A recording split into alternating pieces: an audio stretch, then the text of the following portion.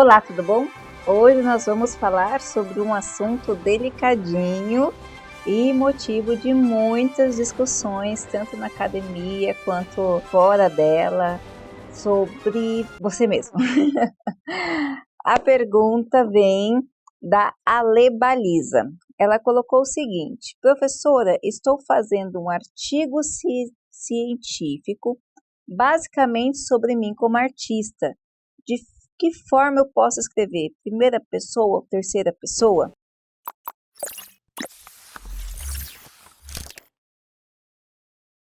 Bom, Ale, aqui a gente tem que entender uma situação bem delicada. Primeiro, um dos pressupostos do material científico é que o pesquisador não tenha interesse para que não haja conflito, que é o pesquisador atuante como pesquisador mesmo, investigador, distanciando-se do objeto de estudo para que ele consiga ter percepções de pesquisas. Inclusive, quando a gente vai investigar um tema, por exemplo, religião, é sempre solicitado que não investigue a sua religião, investigue a religião do outro, para que você atue com essa capacidade de distanciamento.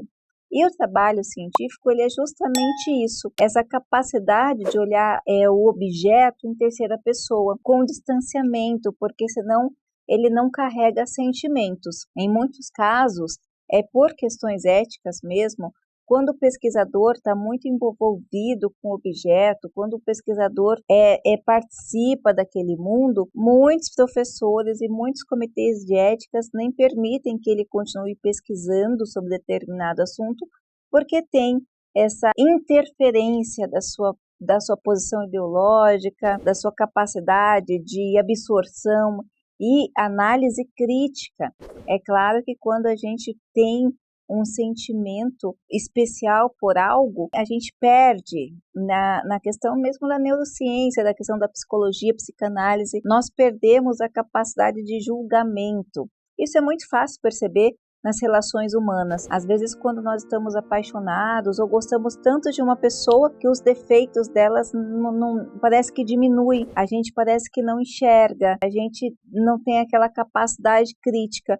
Bem diferente quando a gente está falando de uma pessoa desconhecida, de uma pessoa que a gente não tem vínculo afetivo, a gente consegue fazer esse trabalho de distanciamento, analisar se fez certo, se fez errado. Talvez por isso que a gente tem a mania inerente do ser humano de sempre julgar os outros, porque julgar os outros é bem mais fácil do que a nós mesmos, ou ainda aquelas pessoas que nos cercam, os filhos, relacionamentos, enfim. Isso é uma questão para você entender até mesmo porque quando a gente vai fazer um material, a gente fala em terceira pessoa. Por que não compreendemos, compreende-se? Que é justamente para que haja esse distanciamento que o material científico precisa. Então, se você analisar, por exemplo, vou fazer um material sobre o ciclista, e você é ciclista, você vai se sentir de um ponto de vista, daquele ponto de vista do ciclista. Agora, se você é o motorista, você vai fazer o material com outra ótica. Isso tem aquela questão do tendencialismo. Então, a gente fala assim, o material não está limpo, o material ele está tendencioso, o material ele está com ideologia própria. E aí você peca com relação à capacidade de análise. Bom, joguei banho de água fria, agora vamos tentar resolver.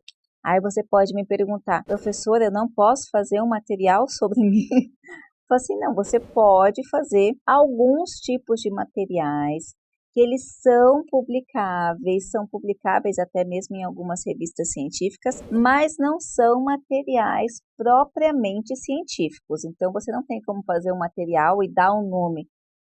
Esse material é científico e eu estou falando da minha vida. Não tem como fazer isso porque, como eu expliquei, existem os pressupostos, a metodologia, o sistema de como se produz um trabalho científico. Aonde você poderia, então, encaixar esse tipo de produção? Em relato de experiência. Então, você tem como elaborar um relato de experiência, e aí sim você pode usar em primeira pessoa, porque você está compondo um relato de experiência. mas o formato do relato de experiência não é um formato científico, até mesmo porque, pelo próprio nome, relato de experiência, você está transparecendo, você está colocando a sua visão, a sua vivência, a sua percepção sobre determinado assunto. Nesse caso, na sua atuação como artista. Então, você vai se expressar, se você for fazer uma análise da sua obra, você vai expressar conforme os seus sentimentos. Se você for fazer uma análise do seu percurso como artista, você também vai fazer conforme os seus sentimentos, afinal de contas é a sua vida. Então, aí existe uma questão que corrompe aí a sua capacidade de distanciamento do material científico. É justamente essa incapacidade, não digo que você como pessoa incapaz, mas todos nós como seres humanos, de quebrar os nossos, quem nós somos, as nossas fundações, nossos valores, nossas morais, nossas percepções.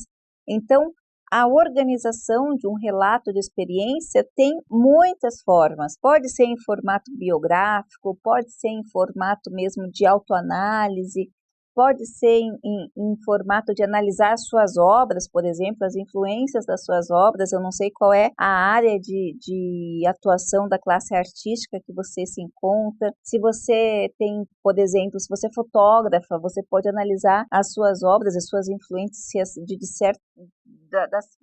uma diversificação de posicionamentos enormes. Então, você pode fundamentar a sua análise ou autoanálise com base em outros estudos, com base em outros autores, ou até mesmo falar da sua experiência. Na revista Núcleo do Conhecimento, nós temos alguns relatos de experiência, e se você ficar com dificuldade, você pode ir lá e ver mais ou menos a construção. Diferente o relato de experiência, tá? De um estudo de caso ou de um relato médico, tá? De um relato clínico, de um caso clínico. Se você está falando, por exemplo, de um caso clínico, embora você esteja participando como profissional da saúde, você vai estar relatando uma situação, bem provável que você relate o tratamento, bem provável que você relate da onde que você tirou essa fundamentação para agir daquele jeito, a existência ou não de um protocolo, de repente a criação de um protocolo é diferente